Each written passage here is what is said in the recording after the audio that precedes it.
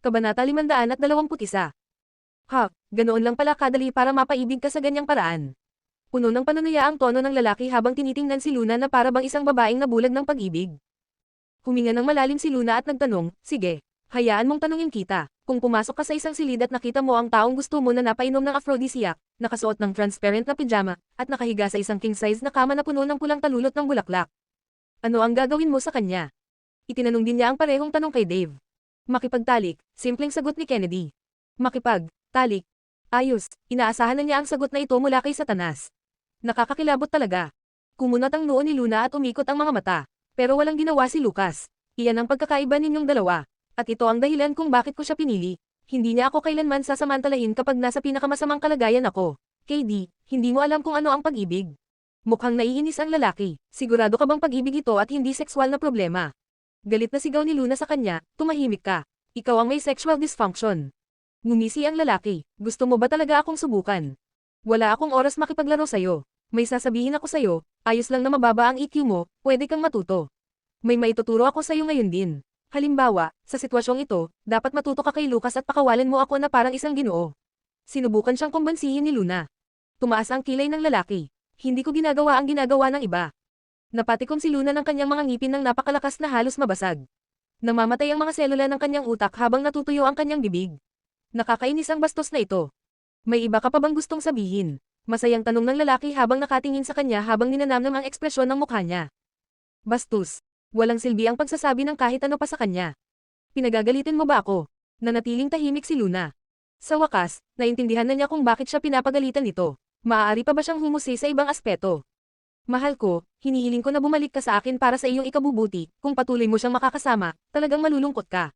Sabi ng lalaki. Inikat ni Luna ang tingin sa kanya. Bakit naman ako malulungkot? Dahil magiging balo ka. Ikaw, galit na galit si Luna kaya nakaramdam siya ng kirot sa kanyang mga buto. Huwag kang masyadong magsalita ng maangas. Wala akong pakialam kung ano ang kinalaman mo kay Lucas, pero ang lalaki ko ay hindi taong basta-basta lang susuko. Ang lalaki mo, biglang dumilim ang malayang ekspresyon ni Kennedy. Mahal ko, alam mo talaga kung paano ako galitin. Alam ni Luna na hindi maganda ang sitwasyon nang mapansin niya ang pagbabago ng ekspresyon ng mukha nito. Hindi niya dapat ito inasar, pero hindi niya talaga mapigilan ngayon. Bang! Itinulak pabukas ang pinto mula sa labas. Nakatayo roon si Mark na may nag-aalalang ekspresyon sa mukha habang nakatingin sa direksyon ni Luna. Sumigaw siya ng malakas, Satanas. Napapaligiran tayo ng mga tauhan ni Lucas. Sa sandaling sinabi ni Mark ang mga salitang iyon, nagsimulang bumuo ng ulap ang alikabok sa labas ng bahay habang umuugoy ang mga puno at damo. May malakas na tunog na nagmumula sa isang helikopter sa itaas. Ang bilis naman, tama ang timing, na-miss ko rin siya. Tiningnan ng lalaking may kulay pilak na buhok ang 12 ng mga pribadong helicopter sa labas ng bahay, ang kanyang mga mata ay puno ng pananabik habang mabilis siyang lumabas at tuluyang nakalimutan si Luna. Sinundan din siya ni Mark pero bago siya umalis, tiningnan niya si Luna ng may hindi maipaliwanag na ekspresyon. Narinig niya ang mga chismis na si Lucas ay may pribadong hukbo, ngunit itatalaga ang mga ito sa Imperial at para lamang sa isang babae. Hoy, huwag kang umalis, first senior brother, maaari mo pa rin akong panatilihin dito. Pero mag-iwan ka man lang ng taong sasama sa akin. Alam mo namang takot ako sa multo. Gayunpaman, bago pa man matapos si Luna, muling sumara ang pinto. Ang mga halimaw na ito, lalo na si Kennedy, na mabilis na tumakbo nang marinig niyang nandito si Lucas. Pahihirapan sila ni Luna kung sakaling makalabas siya ng buhay dito. Kahit naiwan siyang mag-isa sa kwarto, hindi na siya nakaramdam ng takot, marahil dahil sa narinig niyang dumating na si Lucas. Lumapit siya sa bintana at tumingin sa paligid. Sa kasamaang palad, masyadong madilim, kaya iilang helikopter lang ang nakikita niya sa paligid. Dahil hindi siya sigurado sa eksaktong sitwasyon doon, hindi niya makita kung nasaan si Lucas. Kailangan niyang umalis doon. Paano kung may ginawa na namang kakaiba sa kanya ang matandang si Vito na iyon? Muling tumingin si Luna sa paligid ng silid ngunit wala siyang makitang anumang kapakipakinabang. Hindi rin niya maigalaw ang anumang mabigat dahil nakatali ang kanyang mga kamay. Ang tanging pagpipilian niya ay subukang basagin ang bintana sa pamamagitan ng pagtakbo papunta rito. Sa kasamaang palad, hindi man lang ito gumalaw kahit isang pulgada. Sinong hanggal ang nagpatibay ng bintana na ito? Halos madurog ang mga buto niya sa lakas ng impact. Sa damuhan sa harapan ng bakuran, sa gitna ng 12 ng mga helicopter na nakapalibot sa itaas, isa sa kanila ang dahan-daang bumaba sa isang bakanting lugar. Isang grupo ng mga armadong lalaki ang bumaba sa harap ng isang lalaking nakaitim na suit na may napakalamig na ekspresyon. Ang armadong puwersa ay bumuo ng magkaparehong porma sayon at ang lalaki ay naglakad sa pagitan nila habang dahan-dahan silang naglalakad patungo sa nakakatakot at lumang vilya. Isa pang grupo ng mga armadong lalaki ang naghihintay sa kanila sa harap mismo ng vilya at sa sandaling iyon nila napagtanto na napapaligiran sila ng mga tauhan ni Lucas. Ang mga tauhan ni Kennedy ay bumuo ng isang pangkat na binubuo ng halos isang dosenang katao ngunit kumpara sa seryosong profesional na pangkat ni Lucas, ang kabilang panig ay mukhang mas walang pakialam at hindi gaanong disiplinado. Bumukas ang pinto ng vilya at lumabas ang lalaking may kulay pilak na buhok. Nang makita nila ang lalaking may kulay pilak na buhok, biglang naging seryoso ang mga lalaking walang pakialam ang ekspresyon. Magalang silang kumilos sa kanya at nagbukas din ng daan para sa kanya. Naglakad ang dalawang lalaki palapit sa isa't isa, ang isa'y kasing lamig ng yelo, at ang isa na may kasing tuso ng isang demonyo. Mainit ang paligid at ang parehong panig ay handang-handa na para sa isang labanan. Huminto ang dalawang lalaki at tumayo ng mga 10 hakbang ang layo sa isa't isa. Ang kanilang mga nakal-alasong tinginan ay halos magdulot ng kislap sa hangin. Kinagat ng lalaking may pilak na buhok ang kanyang labi. Habang may nagliliyab na apoy sa kanyang pulang-pulang mga mata, tiningnan niya ang lalaking nakasuot ng itim na suit, ang kanyang pagkauhaw sa dugo ay halos tumalsik kahit saan. Nagkita tayong muli. Kabanata 522. Ibigay mo siya sa akin, sabi ni Lucas. Inilagay ng lalaking may kulay pilak na buhok ang kanyang kamay sa kanyang noo at humajijek na parang nakarinig lang ng nakakatawang biro. Nakapasok ka sa teritoryo ko at ngayon, gusto mo akong isuko ang mga tauhan ko. Kakaiba talaga ang sense of humor mo, CEO Ford. Walang ekspresyong tiningnan ni Lucas ang kanyang relo. 3 minuto. Medyo prangka siya, kung hindi nila isusuko ang babae sa loob ng 3 minuto, kung gayon. Ngumiti nang nakakakilabot ang lalaking may pilak na buhok at tinaas ang kanyang kilay. Lucas, noong siya ay nasa pinakamasamang kalagayan, sa kanyang pinakamatinding desperado at pinakamasakit na panahon, tinulungan ko siya. Tinuruan ko siya ng lahat ng kinakailangang kasanayan na kailangan niya para mabuhay at protektahan ang kanyang sarili. Kasama ko rin siya sa mundong ito. Oo nga't malawak ang mundo, pero sa huli, maiintindihan niya rin kung saan talaga siya nararapat. Nagdilim ang ekspresyon ni Lucas nang matapos magsalita ang lalaking may pilak na buhok. Mas malakas pa ang kanyang pagmumuni-muni kaysa sa demonyong lalaki, kaya't maging ang mga tauhan ni Lucas ay bahagyang nagulat. Lumalim ang gabi, natakpan ng mga nakakatakot na ulap ang buwan at tanging mahinang liwanag lamang ang makikita. Maya-maya, nawala ang pagkauhaw sa dugo ni Lucas. Tiningnan niya ang lalaking may pilak na buhok nang walang anumang ekspresyon. 2 minuto. Kasabay nito, ang magkabilang panig ay handa na sa labanan. Maging ang mga sniper ay handa na mula sa malayo at mataas ang tensyon dahil lahat ay handang lumaban anumang oras. Sa isang malapit na sulok, pinunasan ni Venus ang pawis niya sa noo. Mukhang may away na mangyayari mamaya. Natatarante si Annie. Ano ang dapat nating gawin? Hindi naman talaga tayo mag-aaway, di ba? Ate Venus, nalaman ko lang na dinukot ni Strategist Moretti si Brother Lo. Paano niya nagawa to? Sa totoo lang, hindi ko inaasahan na magiging ganito kaprangka si Elder Vito sa pagkakataong ito. Ano ba ang gusto niyang makamit? Naghinala si Venus. Sumabay ang malamig na boses ni Mark, ayaw ni Vito ng anumang bagay na wala sa kanyang kontrol at nakakaapekto sa desisyon ni Satanas. Para sa isang lalaki, ito ang pinakamasamang bagay na hayaan ang isang babae na mawala. Kaya, gusto nang putulin ni Elder Vito ang isyu noon pa man. Kaya pala gustong dukutin ni Satanas ang little junior sister. Ang haunted house na ito ang perpektong lugar para panatilihin siya dahil takot na takot siya sa mga multo.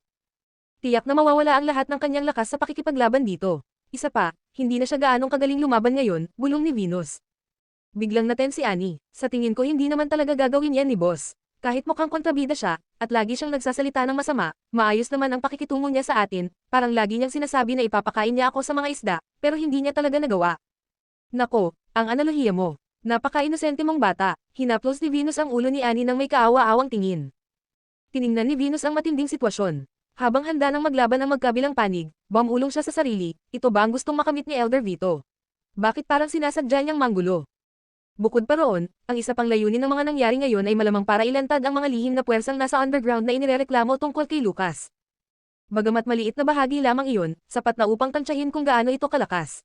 Mas mahalaga pa, hindi ito mas mahina kaysa sa kanilang organisasyon. Hindi ito maaaring magpatuloy, ililigtas ko si Brother Lo. Si Brother Lo lang ang makakapidyo nito ngayon. Sigaw ni Annie. Pinigilan ni Venus si Annie. Anong magagawa mo? Hindi ka man dirigma, hindi mo man lang kayang iangat ang pinto.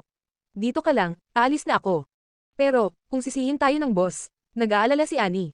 Pareho kayong nasa ilalim niya. Siyempre, hindi kayo maaaring pumunta. Kahit na bahagi ako ng organisasyon, parang part-timer lang ako rito.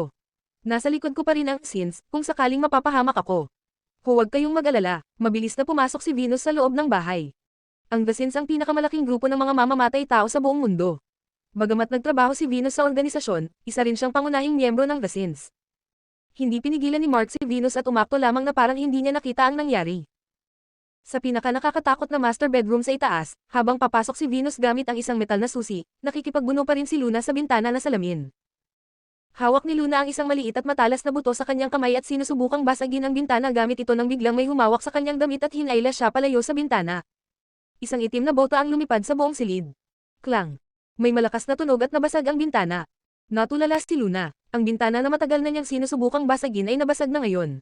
Sumigaw siya, "Oh, third senior sister, sa wakas ay dumating ka na."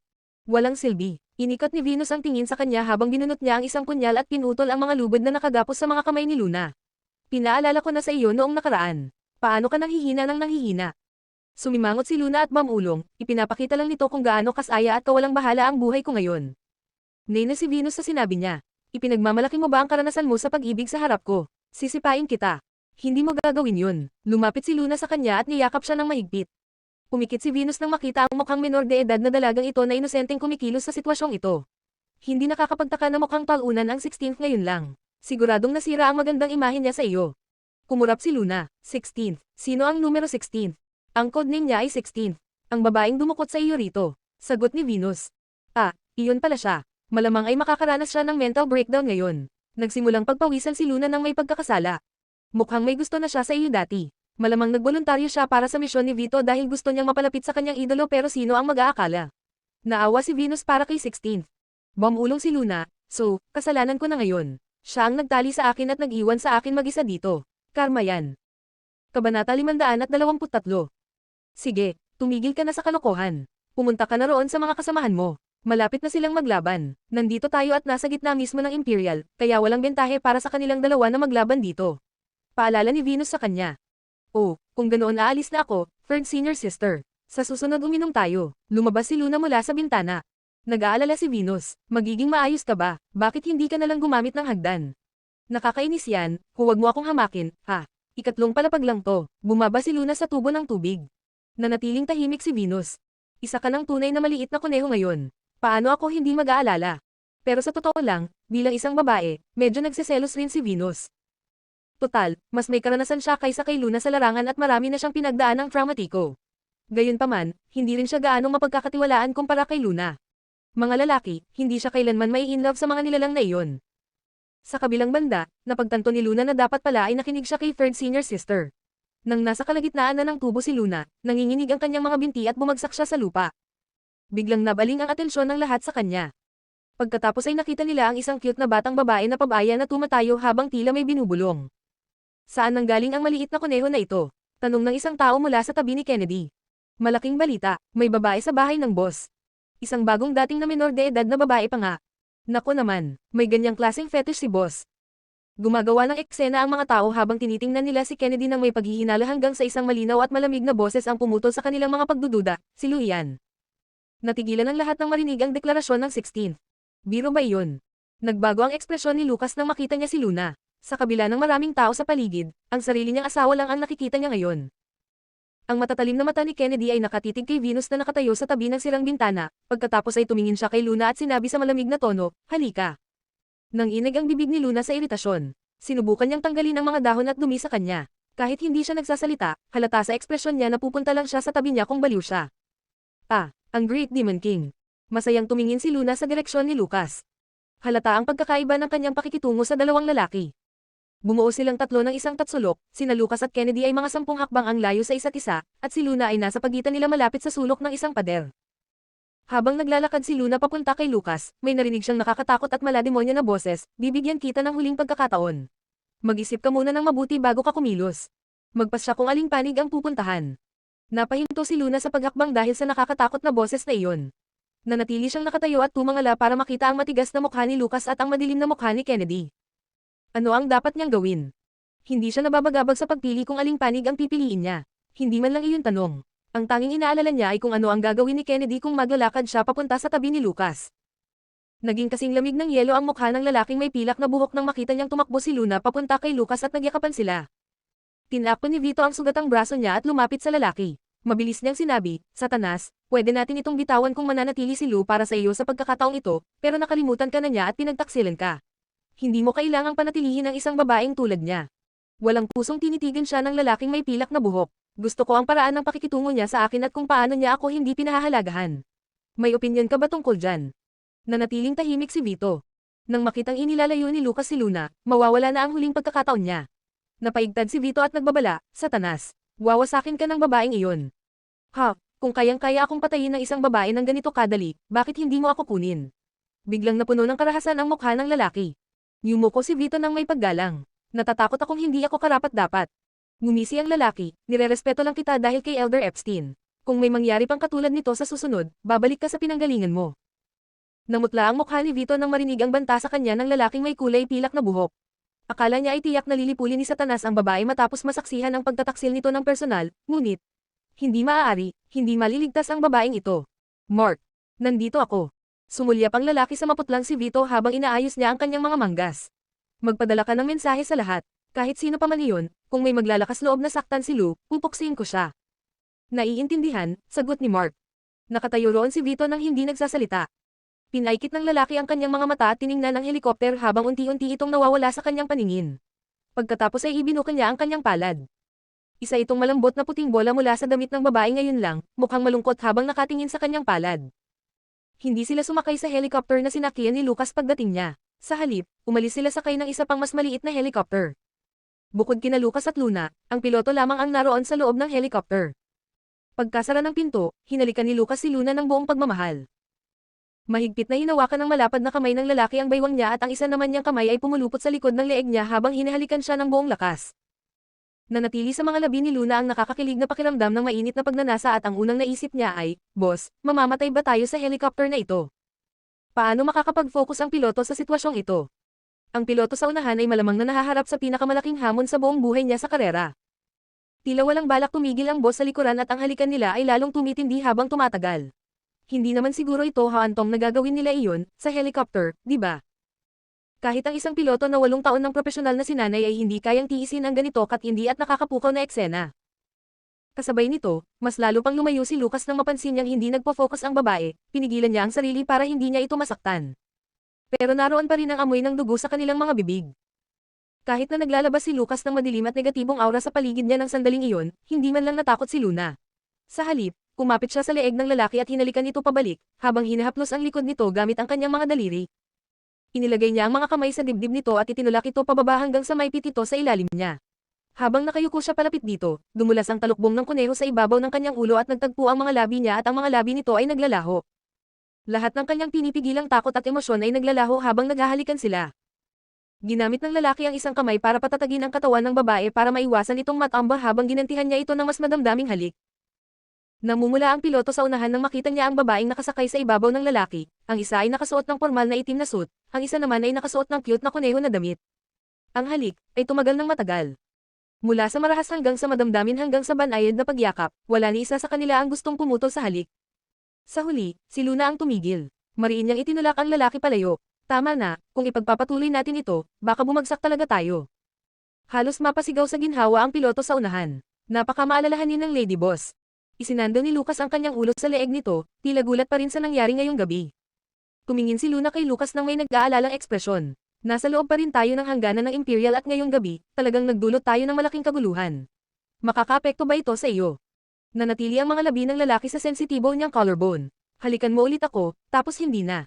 Parehong walang masabi sina Luna at ang piloto. Dapat ay magpalat na siya ng karera sa lalong madaling panahon. Sana ibalik mo na sa akin ang magaling kong boss. Lumipat sila mula sa helikopter patungo sa isang kotse pabalik. Magbubukang liwayway pa lamang nang makarating sila sa lungsod at madilim pa ang kalangitan. Dinala siya ni Lucas sa Platinum Palace dahil nag-aalala ito na hindi ligtas ang apartment nito. Niyakap niya ito nang makitang nasugatan ang bukong-bukong nito. Matapos niyang ihiga si Luna sa kanyang kama, nakita niyang aalis na ito, kaya mabilis niyang inabot ang kamay nito para hawakan. Saan ka pupunta? Para maghanap ng first aid box. Kailangang gamutin ang sugat mo. Oh, bilasan mo kung ganoon. Maya-maya, bumalik si Lucas na may dalang first aid box. Malubha ang mga galos ni Luna sa ilang bahagi ng katawan niya nang matamba siya kanina, kaya gumamit si Lucas ng alcohol swabs para linisin ang mga sugat, pagkatapos ay naglagay siya ng kaunting ointment. Mabuti na lang at mga ordinaryong galos lang ang mga iyon, kaya sapat na ang ilang bendahe. Dumilim ang ekspresyon ni Lucas habang naglalagay siya ng ointment sa mga pulso nito nang makita niya ang mga pulang marka na dulot ng mga lubid ng mahigpit itong itali. Meron pa bang masakit sa'yo? Tanong ni Lucas. Oo, tumanggo si Luna. Kumunat ang noo ni Lucas at lalong dumilim ang kanyang ekspresyon. Saan? Itinuro ni Luna ang mga labi niya nang may pagtataka. Heto. Ikaw ang dahilan kung bakit sila nasasaktan. Medyo nagulat si Lucas. Umubo siya ng mahina, lalagyan kita ng ointment. Matapos ipahid ang malamig na kulay mint na pamahid sa kanyang mga labi, mas gumaan ang kanyang pakiramdam. Nang makita ni Luna na tumalikod si Lucas at akmang lalabas na ng kwarto, hinawakan ni Luna ang kanyang damit. Saan ka pupunta? Kukuha ako ng tuwalya para sa iyo. Oh, kung gayon umalis ka at bumalik ka agad. Teka, huwag mo nang isipin. Sasamahan na lang kita. Sumama sa kanya si Luna sa banyo. Binyanlawan ni Lucas ang tuwalya sa mainit na tubig, pagkatapos ay pinunasan ang maruming mukha at kamay niya gamit ito. Hindi ka maaaring maligo ng puno ka ng sugat, kaya sapat na ito sa ngayon. Ma'am, sigurado ka bang wala ng ibang sugat? Tanong ulit ni Lucas pagkatapos nilang bumalik sa kwarto. Wala na talaga. Itinaas ni Luna ang kanyang manggas para ipakita sa kanya. Wala naman silang ginawang masama sa akin. Gumamit lang sila ng ilang malulupit na psikolohikal na panlilinlang. Gumaan ang loob ni Lucas ngayon. Dapat kang magpalat ng malinis na damit. Mas magiging komportable ka roon. Aalis na sana si Lucas ng kwarto para magpalit, pero mabilis siyang pinigilan ni Luna. Saan ka na naman pupunta? Naguluhan si Lucas sa kakaibang ugali ng dalaga. Para makapagpalat ka ng damit. Bakit kailangan mong lumabas kung magpapalit ako? Dito ka na lang. Parang nag-aalalang sabi ni Luna. Anong problema? Kumunat ang noo ni Lucas. Humagulgol si Luna habang niyayakap ang baywang ng lalaki. Natatakot ako, huwag kang umalis. Kabanata 525. Lubhang nadurog ang puso ni Lucas nang makita niya ang kalagayan ni Luna. Anong ginawa nila sa'yo? Hindi na napigilan ni Luna ang sarili niya. Humagulgol siya habang nanginginig ang kanyang mga balikat. Mga hayop sila, wala silang puso. Sa lahat ng pwedeng lugar, doon pa nila ako dinala, sa isang bahay na may multo.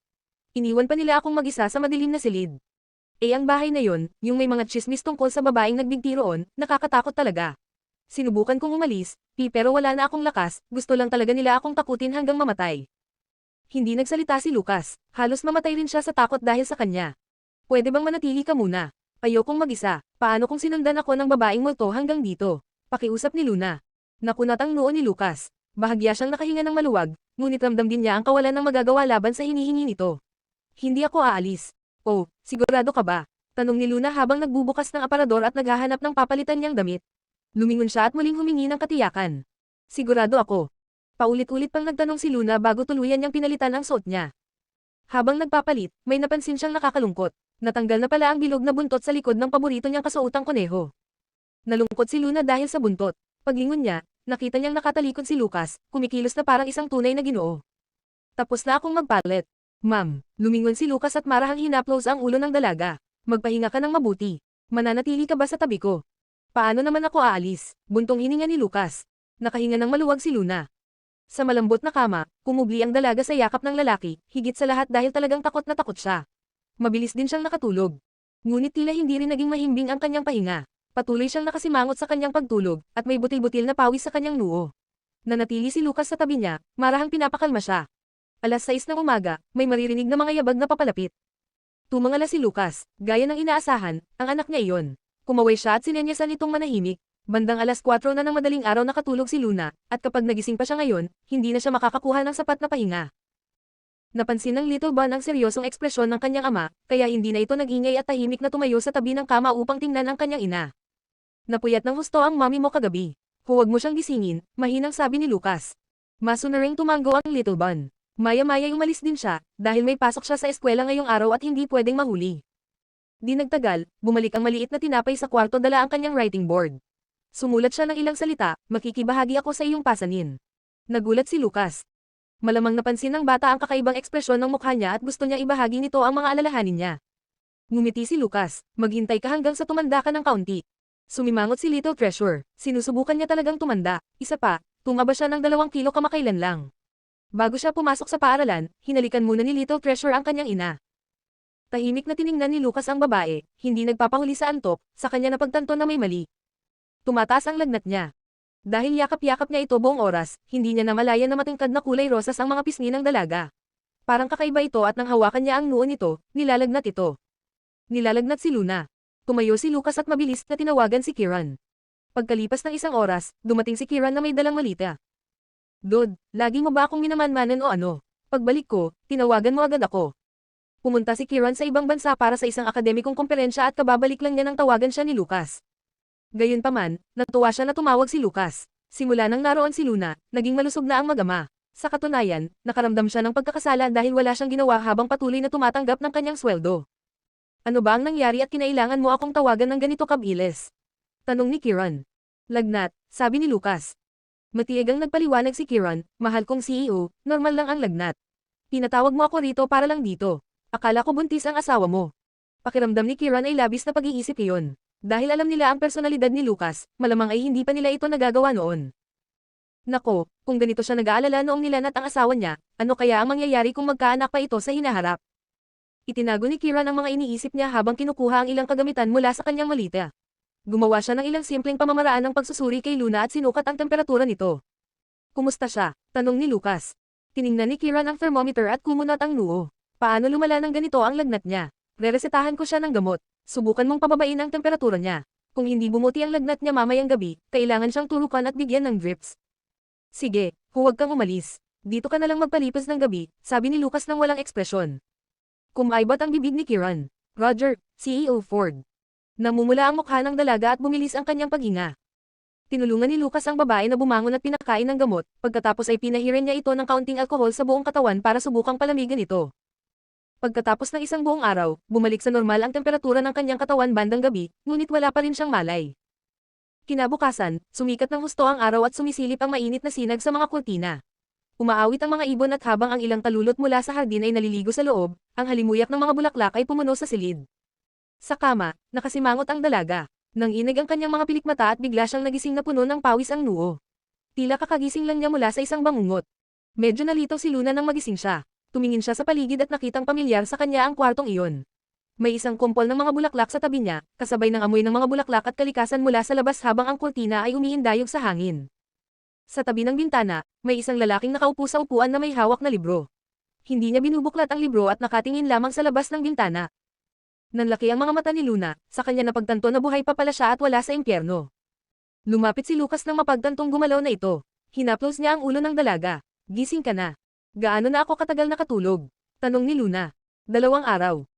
Ang haba naman yan, bulong ni Luna habang hawak ang ulo niya, sa kanya nakita ang hindi pa naaahit na balahibo sa mukha ng lalaki at nakaramdam siya ng kirot sa puso. Hindi ka ba natulog? Sa pagkakataong ito, malamang si Lucas ang pinaka-natakot at hindi si Luna. Nagtaka siya kung paano siya nahanap agad ni Lucas. Siguro may especially iya ito. O, sinadya bang ilabas ni Vito ang impormasyon? Kabanata 526. Ayos lang ako, nakakatulog naman ako. Ikaw, kumusta ang pakiramdam mo? Tanong ni Lucas. Umiling si Luna, saka tumingin ng diretso sa mga mata niya. Lucas, may hindi ka ba sinasabi sa akin? Sa totoo lang, napagtanto ni Luna na may itinatago si Lucas sa kanya mula pa nang makabalik sila. Ramdam niyang may hindi tama batay sa naging reaksyon nito kanina, kahit na maayos niya iyong naitago. Nanatiling tahimik si Lucas.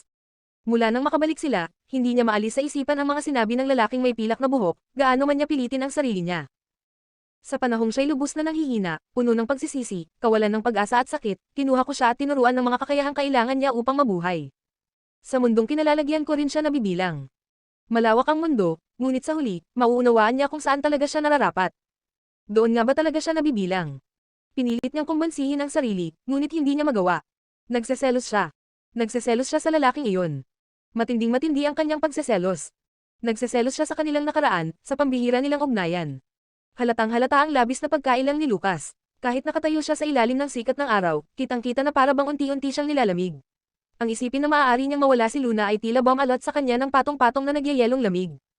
Luna, iiwan mo ba ako balang araw? Sa wakas ay tanong ni Lucas sa dalagang nasa harap niya, puno ng lungkot ang kanyang mga mata.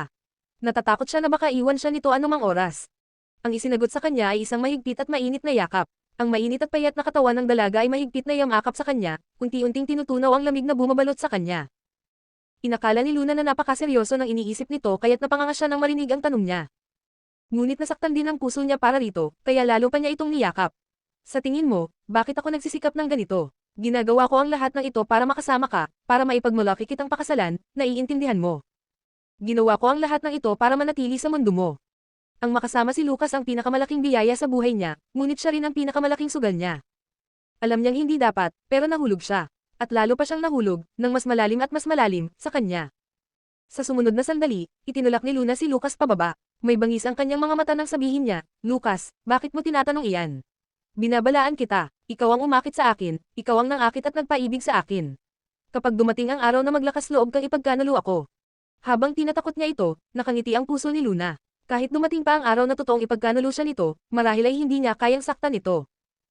Hindi niya namalayan, tuluyan na pala siyang nalunod at nabalot ng buo ng kanyang pagkatao. Tinitigan siya ng lalaki. Sa kanyang mga mata, naroon ang buong mundo niya. Hinding-hindi ko ipagkakanulo ang buhay ko. Punong-puno rin ng determinasyon ang mga mata ng dalaga. Ako rin, Lucas, 2 beses akong nabuhay. Una, noong isinilang ako. Pangalawa, noong nakilala kita. Biglang humigpit ang hawak ni Lucas sa kanyang braso. Ang uno sa ibabaw nila ay unti-unting naglaho at lumino ang kalangitan. Sa ilalim ng mainit na sikat ng araw, tahimik na nakahiga ang dalawa sa kama. Kahit maayos ang seguridad ng lugar na tinitirhan mo ngayon, kaya lang nitong pigilan ng mga magnanakaw at paparazzi, mahinahong sabi ni Lucas, inilalabas ang kanyang iniisip. Masiglang sumagot si Luna, ay, tungkol dyan. Iniisip ko nga ring lumipat sa bagong bahay. Tiningnan ko kamakailan ang ipon ko at sapat na iyon para makabili ako ng maliit na villa. Gusto nga kitang kausapin tungkol dito. Tumingin tayo ng mga bahay sa mga susunod na araw. Sige, tugon ni Lucas. Tutulungan kitang piliin ang mga babagay sa'yo. Ako na rin ang personal na mag-aayos ng security system. Ma'am, tumanggo si Luna. Mas pinag-isipan pa iyon ni Lucas, ngunit hindi pa rin siya lubos na panatag. Papayagan kong manatili si Sean sa tabi mo. Kailangan mo rin ng bodyguard para sa career mo. Nagulat si Luna, si second senior brother ang magiging bodyguard ko. Mula sa pagiging security guard ng kumpanya tungo sa pagiging personal bodyguard, parang bumababa ang ranggo ng trabaho niya. Kung dati man ay simpleng gwardya lang siya, nagtatrabaho pa rin naman siya noon sa isang internasyonal na kumpanya. Kailangan niya ang pera, sabi ni Lucas. Napakamot ng ulo si Luna. Muntik na niyang makalimutan na na-freeze ni first senior brother ang credit card ni second senior brother, kaya napilitan itong maging security guard at tutor ng bata para lang kumita. Basta may bayad, ayos na. Ay oo nga pala, muntik ko nang makalimutan, kailangan ko pa ng 2 mula sayo. Biglang naalala ni Luna ang tambak ng mga kutsilyo, baseball bat, at mga lokal na espesyalidad sa bahay niya. Sino? Tanong ni Lucas. Ang kambal na Taylor, sina third at fourth. Pwede ba? Maingat na tanong ni Luna. Hinahanap ka nila, akala ni Lucas, akalin niya na gagawin nila iyon. Naglinis ng lalamunan si Luna bago sumagot. Well, wala namang libreng tanghalian. Pinag-isipan ni Lucas iyon. Wala man siyang balak gamitin silang muli, kapaki-pakinabang sila. Matapos ang nangyari noong huling beses, naging pamilyar na sila kay Luna, at baka hindi kasing responsable ng mga iyon ng iba. Sige, ang pinakamahalaga, paano niya tatanggihan ang hiling ng asawa niya? Gutom ka ba? Tanong ni Lucas. Narinig ni Luna ang ugong ng kanyang tiyan, kaya tumanggo siya. Sobrang gutom. Susuriin ko muna sa kusina kung handa na ang pagkain natin. Ma'am, sagot niya. Matapos magkasakit ng 2 araw, ramdam pa rin ni Luna ang panghihina. Nang papalapit na siyang muling makatulog, biglang tumunog ang kanyang telepono. Noong lumabas siya 2 araw na ang nakalipas para kumuha ng toyo, hindi niya nadala ang kanyang telepono, kaya malamang dinala na lang ito ni Lucas para sa kanya. Si Judy nga iyon. Sa sandaling nakita ni Luna ang pangalan ni Judy, agad nagbago ang kanyang ekspresyon. Tapos na siya, sobrang dami nang nangyari sa nakalipas na 2 araw. Bukod sa pagkakasakit, nakalimutan niyang dapat siyang sumali sa isang variety show ngayong araw. Dapat sana'y bumiyahe na ang crew papunta sa lumang bayan sa tabi ng South River ng alas 8. Alas 7 na ngayon. Ganap ng gising si Luna nang sagutin niya ang telepono. Hello, Miss Judy. Pasensya na talaga. Hindi maganda ang pakiramdam ko at tulog ako ng tuloy-tuloy ng 2 araw, at kakagising ko lang, pero magmamadali na ako ngayon. Iyon lang naman, gusto ko sanang sabihin sa iyo na na-delay ang programa, sabi ni Judy. Ha, na-delay? Nagulat si Luna. Ano ang nangyari? Sinabi mo ba na may sakit ka? Ayos ka lang ba? Tanong ni Judy nang may pagkabahala. Palaging may mahusay na work ethic si Luna. Kung hindi naman seryoso ang kanyang karamdaman, hindi niya sana makakalimutan ang programa ngayong araw.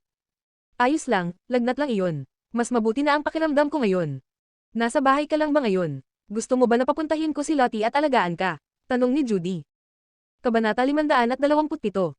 Ay, ayos lang. Nasa bahay ako ng kaibigan ko, kaya may nag-aalaga naman sa akin. Mabilis na sagot ni Luna. Sige, ipaalam mo sa akin kung may mangyari man. Kapag malala, pumunta ka agad sa ospital, paalala ni Judy. Ma'am, oo. Magpahinga ka ng maayos. Hindi pa sigurado kung hanggang kailan maaantala ang programa. Pagkatapos mong gumaling, aayusan kita ng isang cooking show. Ang pamagat ay beauty specialties, at dito lang sa Imperial ang venue. Isang hapon lang iyon, at medyo madali lang na trabaho. Sige, maraming salamat, Miss Judy. Nang matapos ang tawag, unti-unting lumuwag ang naninigas na mga kalamnan ni Luna at muli siyang humiga sa kama, niyakap ang malambot na unan. Kahit hindi niya dapat isipin iyon, ang sarap pa ring marinig na nakansela ang trabaho lalo na't ang gusto lang naman niyang gawin ay matulog. May langit-ngit na tunog ang pinto nang dahan-dahan itong itulak pabukas. Pumasok si Little Treasure. Sumigla si Luna nang makita ang kanyang baby. Little. Bago pa niya matapos ang sasabihin, malakas na isinara ng maliit na ban ang pinto, saka mabilis na tumakbo pababa ng hagdan. Napakamot si Luna sa ulo, litong-lito. Ano kaya ang nangyari? Makalipas ang ilang sandali, narinig niyang may mga yabag na paakyat. Muling pumasok ang munting bata, may hawak na mangkok ng lugaw. Maingat siyang naglakad papunta sa kama, saka sinubukang pakainin siya. Kaya pala siya bumaba, kukuha ng almusal para sa kanya. Naantig si Luna, gusto sana niya itong yakapin ng mahigpit, pero nagpigil siya dahil natatakot siyang mahawa ito. Napalamang mo talaga, baby, pero may sakit pa si mami ngayon. Baka mahawa ka, pwede bang si daddy na lang ang magpakain sa akin? Mahigpit pa ring hawak ng maliit na ban ang kutsara, puno ng determinasyon ang kanyang mukha, parang sinasabi, hindi ako natatakot sa sakit. Gusto kong alagaan si mami. Pumasok si Lucas sa silid na may dalang ilang merienda. Hindi naman siya ganoon kaina. Hayaan mo siyang pakainin ka. Agad na samubo si Luna ng lugaw. Ma'am, masarap. Tumayo ang little Bun sa tabi ng kama at isa-isang isinubo kay Luna ang lugaw, habang si Lucas naman ay umupo sa kama at dahan-daang nagbabalat ng mga dalandan. Nang pumasok sina Lucian at Dave, bumungad sa kanila ang isang masayang pamilya na tila namumuhay sa ganap na pagkakasundo. Sister-in-law, mas mabuti na ba ang pakiramdam mo? Sa tingin ko kasi medyo laos na ang pagbibigay ng bulaklak, kaya mga gulay na lang mula sa bakuran ko ang dinala ko para sayo. May dalang basket ng prutas at gulay si Lucian. Tahimik namang nakatayo si Dave, hawak ang isang bouquet ng laos na mga bulaklak. Inirapan ni Dave si Lucian, saka inilagay ang mga bulaklak sa florera sa mesa. Tiningnan niya ang maputlang mukha ni Luna. Hindi ko inakalang magkakasakit ka. Sumagot si Luna, hanggat tao ang isang tao, nagkakasakit. So ang tanong, hindi na ba ako tao ngayon? Minsan, hindi, sabi ni Dave. Sister-in-law, ano ba talaga ang nangyari? Palagi kang malakas na parang baka. Paano ka biglang nagkasakit? Hinalang tanong ni Lucian. Malakas na parang baka. Ang tanga talaga ni Lucian. Wala na ba siyang mas maayos na maipapahayag? Masama ang tingin ni Luna sa kanya. Nagulat lang ako ng kaunti, okay. Ano, tigilan mo nga ako. Ano namang makapagpapagulat sa'yo ng ganun para magkasakit ka? Hindi makapaniwala si Lucian. Hindi siya pinansin ni Luna. Mas gugustuhin pa niyang panatilihin ang imahe niyang, malakas na parang baka, kaysa amining natakot siya sa multo. Bukod pa roon, nagpasya siyang magde-download siya ng sandamakmak na horror films na may mga multo at panunuorin ang lahat ng iyon, hanggang sa tuluyan na siyang hindi matakot sa kanila. Umalangaw ang tawanan sa buong bahay habang masaya silang nagsasama-sama. Maya-maya, may mahinang katok na narinig sa pinto. Ang nasa labas ay, si Lucille. Nagulat si Luna sa hindi inaasahang bisita. Mukhang hindi komportable si Lucille nang mapansing nakatingin si Luna sa kanya. Umubo siya ng bahagya, napadaan lang ako para dalawin si Little Treasure. Nabalitaan kong may sakit ka, kaya dumiretso na rin ako para kamustahin ka. May mga tonic na ibinigay sa akin, kunin mo na kung gusto mo. Kahit sinabi niyang naparoon siya para kay Little Treasure, kapwa nagulat sina Lucian at Dave. Wala namang alam ang dalawa tungkol sa nangyari sa bundok. Ang alam lang nila, talagang ayaw ni Lucille kay Luna, lalo na si Lucian, dahil palagi itong nagrereklamo sa kanya kung paano raw inakit ni Luna si Lucas, at kung paanong si Rebecca lang ang karapat-dapat para kay Lucas. Halatang-halata na die-hard fan siya ni Rebecca at parang mortal na kaaway ni Luna. Pero ngayon, kusa siyang pumunta para dalawin si Luna at may dala pang mga tonic. Parang bukas, sa kanluran na sisikat ang araw. May ginawa ba si Little Luna na kaiyahiyang bagay, tulad ng paglalandi sa kanya? Salamat, tiningnan ni Luna ang mga dalang gamit ni Lucille. Halatang maingat na pinili ang mga iyon para sa isang may sakit, pero wala na siyang sinabi at nagpasalamat na lang. Halika rito, Little Treasure. May dala si tita ng mga laruan para sa'yo. Para maiwasan ang pagkaasiwa, lumapit si Lucille kay Little Treasure. Napansin ni Luna na hindi maganda ang itsura ni Lucille, kaya nagtanong siya, bakit ang lala ng eyebags mo? Mabilis na hinaplos ni Lucille ang kanyang mga mata at pabulong na sinabi, kasalanan mo to.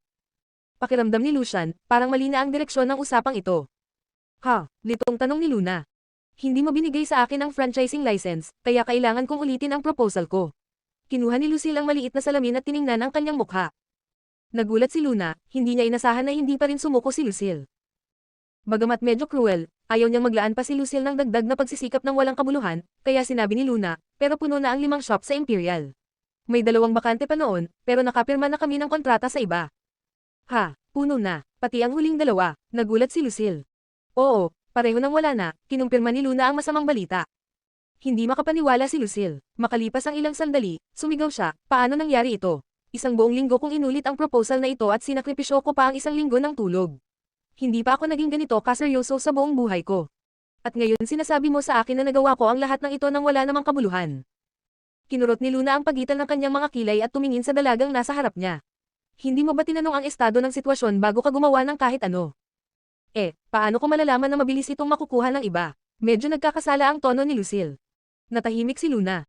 Ngayon, naunawaan niya kung bakit palaging nauuwi sa mas maraming pagkalugi ang negosyo ng dalagang ito. Tinitigan ni Lucille si Luna ng mabagsik. Wala akong pakialam. Ikaw mismo ang nagsabi, basta seryoso at taos-puso ako, tatanggapin ako ng Spirit Studio anumang oras. Hindi mo pwedeng bawiin ang sinabi mo. Higit pa riyan, Tinatawag na rin kitang cousin-in-law, ngayon. Hindi mo ba pwedeng bigyan ng konting palugit? Kabanata 528. Ha, tinawag niya akong cousin-in-law. Tahimik sina Lucian at Dave. Lubos silang nagulat, lalo na si Lucian. Ang bigots na ito, nang ahas pang tawagin si Luna na cousin-in-law niya. Kailan ba nangyari iyon? Gaano karami ang hindi niya nasaksihan? Napakurap si Luna nang marinig ang sinabi ni Lucille. Kung ganun, mas mabuti pang tigilan mo na ang pagtawag sa akin yan. Ikaw, paano mo nagawa to sa akin? Halos sumabog sa galit si Lucille. Napahalukip-kap si Luna nang walang magawa. Hindi mareresolba ang problema kahit tawagin mo pa akong ganyan. Nakapirma na ako ng kontrata sa iba. Nakuha na nila ang mga produkto at ongoing na ang renovation habang nagsasalita tayo. May sistema ang lahat ng ito. Kahit gaano pa kagaling ang proposal mo, wala tayong magagawa. Tumayo na lang si Lucille ng malungkot. Wala na ba talagang paraan? Tiningnan ni Luna si Lucas. Boss, may ideya ka ba?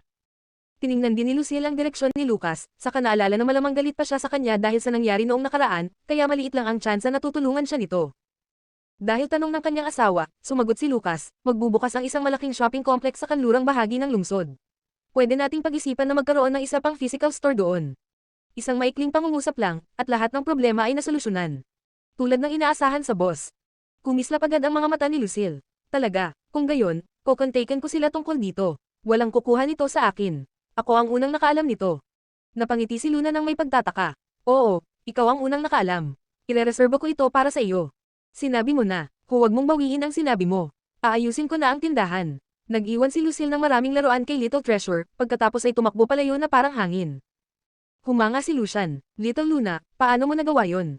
Hindi talaga matyaga ang batang yun na si Lucy. Lagi niyang iniiwan ang mga bagay na tapos nang nasa kalagitnaan. Ngayon ko lang siya nakitang ganito kaseryoso sa kahit ano. Para bang ibang tao na siya. Inikat ni Luna ang kanyang mga mata kay Lucian. Bawat babae, may sarili ring cute na side. Depende lang kung gusto niyang ipakita ito sa iyo o hindi. Magaling ang sinabi mo. May natutunan si Lucian sa araw na iyon.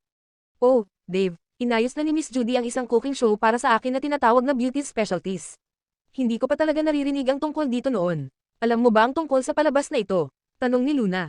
Malamang pinili ni Judy ang show na ito dahil alam niyang mahusay si Luna sa pagluluto. Bukod pa rito, akma rin ito sa kanyang pampublikong imahe. Prinsipyo ni Luna na hindi palampasin ang kahit anong pagkakataon. Gusto niyang ibigay ang kanyang pinakamahusay sa bawat gawain na ibinibigay sa kanya. Ano, cooking show? Sigaw ni Lucian bago pa makasagot si Dave. Tinanong niya, paano ninyo haharapin ang mga props? Anong props? Litong tanong ni Luna. Yung mga putahe, paliwanag ni Lucian. Sumagot si Luna, paano ko malalaman? Nakapanood na ako ng ilang cooking show dati, kapag pangit ang lasa, itinatapon lang nila. Kapag okay naman, malamang ibibigay nila sa shooting crew. Tungkol sa show na ito, hindi ko masyadong alam ang programa, kaya tinatanong ko si Dave. Sinubukan pang ipagtanggol ni Lucian ang sarili. Bakit ibibigay sa crew? Hindi naman nila kailangan ang ganyang kaliit na portion, di ba? Iuwi mo na lang sa akin. Iba-iba ba ang iniimbitahang guest kada episode o may isang permanenteng guest lang?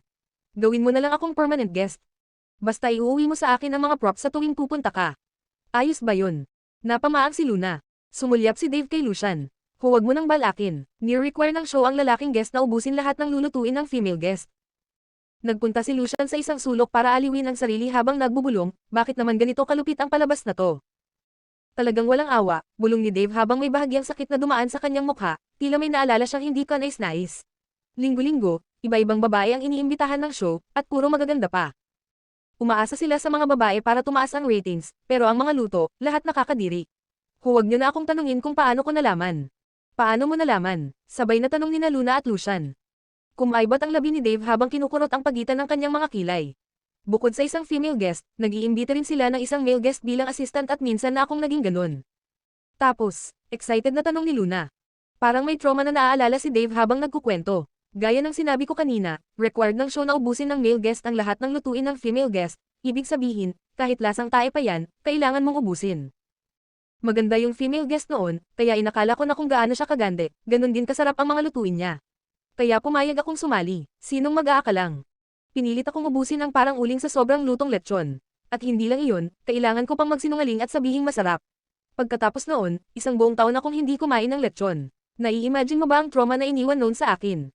Inikat ni Luna ang kanyang mga mata at inirapan siya. Deserve mo yan. Gusto mo lang makilala ang magagandang babae noong mga panahong iyon. Ang galing ni Karma. Pagkatapos noon, kinausap ko ang ilang iba pang male guests na sumali na sa show. Napagtanto namin na habang mas maganda ang female guest, mas lalo namang hindi masarap ang mga luto. Kaya karamihan sa mga male guest, ayaw nang bumalik sa show na yon. Sumulyap si Dave kay Luna. Well, kung sasali ka sa show na ito, kaya kung maglaan ng oras mula sa sobrang busy kong schedule at maging male guest para suportahan ka. Na-trigger si Lucian sa sinabi niya. Hoy, Dave, ang sama mo. Hindi ka patas. Bilang boss mo, hindi ko papayagan yan. Napagdesisyonan ko nang ako na mismo ang pupunta. Nanatiling tahimik si Lucas. Ang pinakamalaking boss sa kanilang lahat ay tila naging invisible sa harap nila. Pagkaraan ng ilang araw na pagpapahinga sa bahay, tuluyan ng gumaling si Luna. Weekend noon at maganda ang panahon, kaya isinama ni Luna ang Big Bun at ang Little Bun para maghanap ng bahay. Pero may third wheel, sumama si Sean sa kanila. Sa harap ng bakuran, nagrereklamo si Sean, ano ba to? Bakal na bakod pa rin ang gamit sa panahon ngayon. Ang dali kayang give-in nito. Napatingin si Luna sa kanya ng may kuryosidad. Kung ikaw, paano mo gagawin? Infrared rays, syempre, mga baril na agad magpapaputok sa sandaling may humawak. Instant kill. Kumaibot ang bibig ni Luna. Nasa mapayapang bansa tayo, okay. Mapayapang bansa, walang patayan. Kabanata 529. Pinag-isipan ito ni Lucas, saka sinabi, maaari nating gamitin ang infrared rays, baka pwede nating ay improvise ito ng kaunti. Maaari nating tukuyin ang sistema ng seguridad ng Louvre. Napakahusay na sistema niyan. Nagsimulang mag-usap ang dalawang lalaki tungkol sa mga bagay na hindi niya maintindihan. Maging ang Little Bun ay sumali sa kanilang usapan. Ha, gamitin ang mga robot na ginawa mo bilang mga gwardya. Gusto ko ang ideyang ito. Ang galing mo, estudyante ko. Gaya ng inaasahan sa estudyante ko. Nakaramdam ng pagmamalaki si Sean. Sa wakas ay napagdesisyonan nila ang isang mansion sa gabi. Matatagpuan ito sa labas ng bayan, ngunit hindi masyadong malayo sa lungsod. Nagbigay ang villa ng mainit na kapaligiran at ang mga banayad na kulay ay bumagay ng maayos sa retro na disenyo. Maging ang kapaligiran sa paligid ay maganda rin, mayroong maliit na hardin, swimming pool. At isang greenhouse, mayroon ding pribadong butler room, na handang tumulong anumang oras, tinutupad ang anumang naisin ng may-ari. Kapansin-pansin din ang malawak na taniman ng mga peach na matatagpuan sa kalapit na bundok, at may balak pa si Lucas na lalo pang pagandahin ang security system. Agad na pinirmahan ni Luna ang kontrata. Ang bahay ay inilagay sa pangalan ni Lucas at Luna. Masayang ipinasa ni Luna ang kontrata kay Lucas. Darling, ito ang magiging tahanan natin bilang mag-asawa sa hinaharap. May ngiti sa karaniwang matamlay na mukha si Lucas. Manamham. Lumiwanag ang mga mata ng Little Bun. Ikakasal na ba sila? Kaya, maaari na ba siyang maging opisyal na anak nito? Hindi nakapagsalita si Sean, malamang nabulag na siya sa puntong ito. Sinundan niya sila buong araw, kaya malamang na napinsala ng husto ang mga mata niya kahit hindi pa ito nabubulag ngayon. Naisip niya kung paano niya pa rin sila kailangang harapin ng ganito araw-araw at hiniling niya na sana'y mamatay na lang siya ngayon. Hindi madaling gawain ang kumita ng pera. Buwiset ka, Mark Samson. Ibalik mo sa akin ang credit card ko. Kinagabihan, ang masayang pamilya ay naghapunan kasama si Sean. Naisip ni Sean na naawa si Luna sa kanya dahil pinapante siya nito sa pasukan noong aalis na ito pagkatapos kumain. Second senior brother, kailangan ko ang tulong mo. Tumayo si Luna sa harap niya ng may seryosong ekspresyon. Kailangan mo ba ng tulong ko? Tinaas ni Sean ang kanyang kilay. Tumango si Luna. Second senior brother, maaari mo bang tanggapin ang isa pang estudyante? Naguluhan si Sean. Isa pang estudyante? Sino? Ako, turo ni Luna sa sarili niya. Anong problema mo? Talagang naguguluhan si Sean sa puntong ito. Ang batang ito ang pinakaayaw mag-ensayo, pero ngayon ay hinihiling niya rito na sanayin siya. Babayaran kita ng doble, sabi ni Luna sa paus na boses. Boss, kailan tayo magsisimula? Ngumiti si Luna, sasabihin ko sa iyo. Ano ang nag-joke sa iyo para gawin ito? Tiningnan siya ni Sean ng may paghihinala. Nawala ang ngiti ni Luna. Ilang araw na ang nakalipas, inimbitahan, ako ni Vito Moretti. Nagbago rin ang ekspresyon ng mukha ni Sean. Mas maaga pa ito kaysa sa inaakala ko. Kung gayon, ano ang gusto niya? Sa itsura ni Luna ngayon na parang walang nangyari at malusog na malusog, malamang ay naabutan siya agad ni Lucas. Nanlamig ang ekspresyon ni Luna. Malamang gusto niya ang buhay ko. Kahit ano pa ang gawin nila, hindi ako pwedeng umasa palagi sa proteksyon ni Lucas. Ayokong lagi siyang mag-alala sa akin. Higit sa lahat, hindi ako pwedeng maging pabigat niya. Nanatiling tahimik si Sean. Bakit biglaan ang pagpapakita ng pagmamahal? Ano ang nangyari sa kanilang masayang pag-uusap? Dapat talaga niyang hanapin si Mark para sa isa pang laban at mabawi ang credit card niya. Pagkalipas ng ilang araw, matapos ang paghahanap ng bahay, sinigurado niyang tuluyan ng gumaling ang kanyang kalusugan. Tinawagan niya si Judy para kumpirmahin na magsisimula ang programa kinabukasan ng hapon. Gusto sanang sumali ni Dave nang malaman niyang makakasama si Luna sa palabas, pero pinigilan siya ni Lucian gamit ang awtoridad nito bilang amo. Kung hindi ako makakain, hindi ka rin makakain. Sa huli, ang lalaking guest ay nanatiling hindi nagbabago. Isa itong lalaking celebrity na hindi gaanong sikat. Medyo mataba siya at kadalasang gumaganap sa mga komedya. Medyo sumikat ang beauty specialties noong bago pa lamang itong ipinalabas.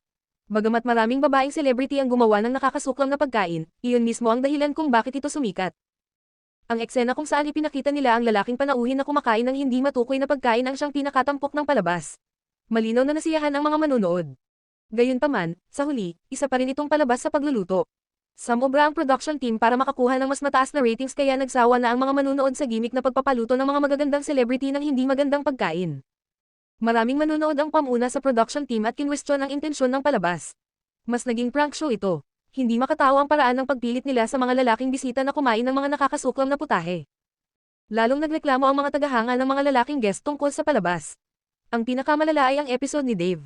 Muntik nang isara ng mga tagahanga niya ang programa, kaya naman binohan ng mga kritisismo ang opisyal na social media account ng show. Dahil sa mga reklamong ito, halos hindi na sila makapag-imbite ng mga lalaking bisita. Napilitan ng production team na gumawa ng mga pagsasaayos at mag-imbite ng mga babaeng bisita na talagang marunong magluto. Sa kasamaang palad, kadalasan ay hindi magkatugma ang kanilang hitsura at husay sa pagluluto. Napakabihirang makahanap ng mga bisitang parehong magaganda at magaling magluto. Kahit marunong magluto, pangkaraniwan lang ang pagkain. Para sa isang palabas na pang-aliw, kung pangkaraniwan lang ang pagkain, baka mas mataas ang rating nito kung pangit naman. Gayunpaman, kung isasakripisyo nila ang hitsura para sa mas masarap na pagluluto, mas lalo pang bababa ang rating dahil natalo nito ang layunin ng pangalan ng palabas na Beauty Specialties. Sa huli, nakaisip ang production team ng isang ideya, ang gumamit ng chef doubles. Nangangahulugan ito na magbabayad sila para sa isang chef na pupunta at magluluto.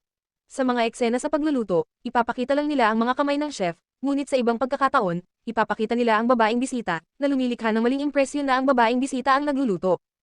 Isa itong perpektong plano kung hindi man ito nalaman. Sa kasamaang palad, natanto ito ng ilang manunood na may matatalas na mata.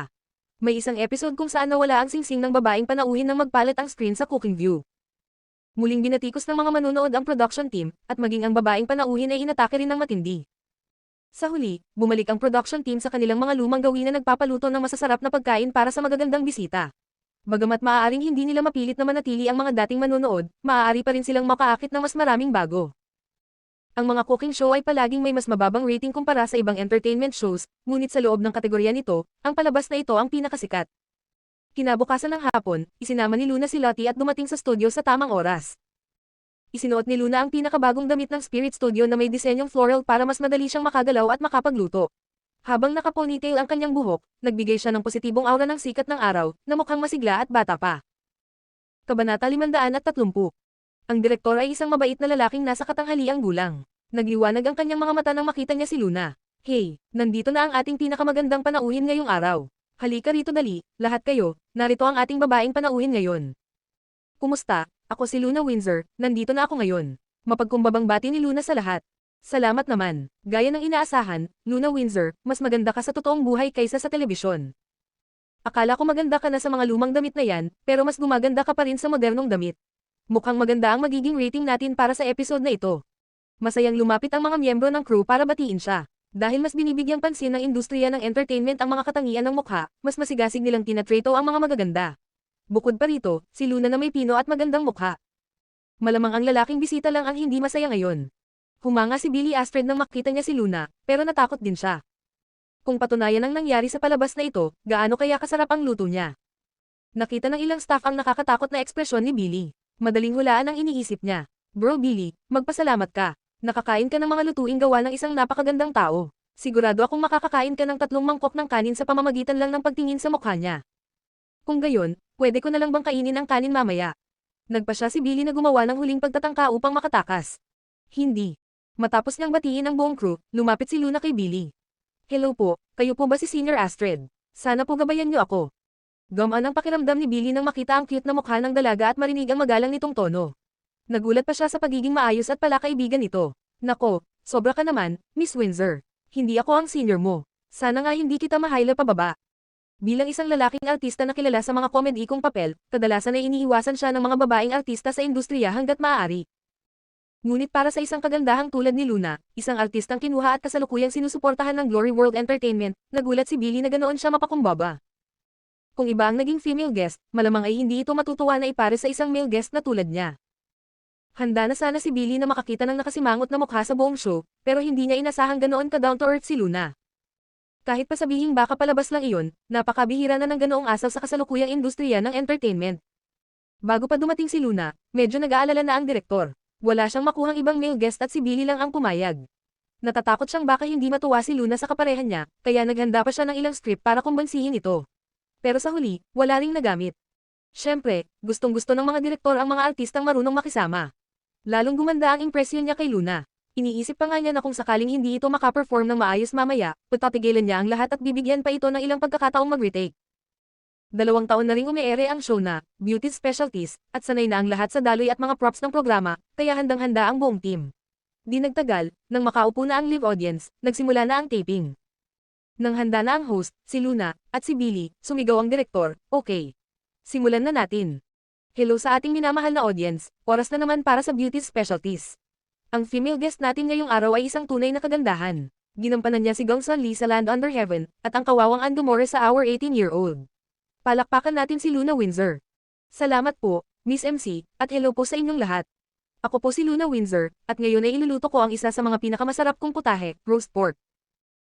Roast pork, mukhang nagkakatugma ang magagandang isipan. Marami na ring gumawa ng putaheng ito dati. Biglang umilo ang malaking screen at ipinakita ang mga eksena ng ilang dating female guest habang niluluto ang nasabing dish. Isa-isang lumabas sa screen ang mga putahe at bawat isa ay mas sunog kaysa sa nauna. Pati ang isang mahabang eksena ni Dave na kinakain ang ulam ay ipinakita pa. Humalaklak ang live audience, at nang makita ni Luna ang ekspresyon ni Dave na parang may kinakaing hindi ka nais-nais, natawa rin siya. Ang cute naman ng mga seniors. Mas lalo pang pinainit ng MC ang mood. I wonder kung anong klaseng masarap na putahe ang ihahain sa atin ni Luna ngayon. Sige, huwag na nating patagilan, simulan na ng ating beauty of the day. Isa na namang beauty. Isa na namang roast pork. Random na nirecruit ng direktor ang live audience. May ilan pang ang bayad na extra, at marami sa kanila ang ilang beses nang nakapanood ng show. Halatang wala na silang masyadong sigla dahil tila hindi naman nagbabago ang programa. Miss Maymay, okay lang po ba kung sarili kong mga gamit ang gamitin ko? Tanong ni Luna sa MC. Kung gagawin man niya ito, pagbubutihin na niya kaya nagdala si Luna ng sarili niyang mga kagamitan. Ngumiti ang MC, syempre naman. Sa totoo lang, medyo nag-aalala ang host para kay Luna. May ilang naunang female guest na nag-request din na gumamit ng sariling kagamitan, pero sa huli, pumalpak pa rin ang luto. May isa pang ang nagpakitang gilas sa paghiwa pero nasugatan ang sarili. At pinuna pa ng audience dahil sa pagiging OA nito. Matapos ihanda ni Lottie ang mga gamit, nagsimula ng magluto si Luna. Nagsuot siya ng apron, isa-isang sinuri ang mga kagamitan, saka nagsimulang pumili ng mga sangkap. May maitutulong ba ako? Tanong ni Billy. Ngumiti si Luna sa kanya. Senior, pwede mo ba akong tulungan na hugasan ang labanos? Napakainit at napakabait ng ngiti ng dalaga kaya bahagyang namula si Billy. Sige. Luna, para saan ang labanos? Nilalagyan ba ng labanos ang roast pork? Tanong ng MC. Baka po kasi masyadong mamantika kung roast pork lang. Masarap ipares ang labanos na ibinabad sa tubig na may asin, nakakagaan at nakaka-refresh. Ganun ba? Sa isip ng MC, ang mahalaga lang naman ay hindi malason ang male guest. Kahit mamantika, basta hindi delikado, okay na. Tapos na. Iniabot ni Billy ang nahugasang labanos. Salamat, kinuha iyon ni Luna at nagsimulang hiwain ng mananipis.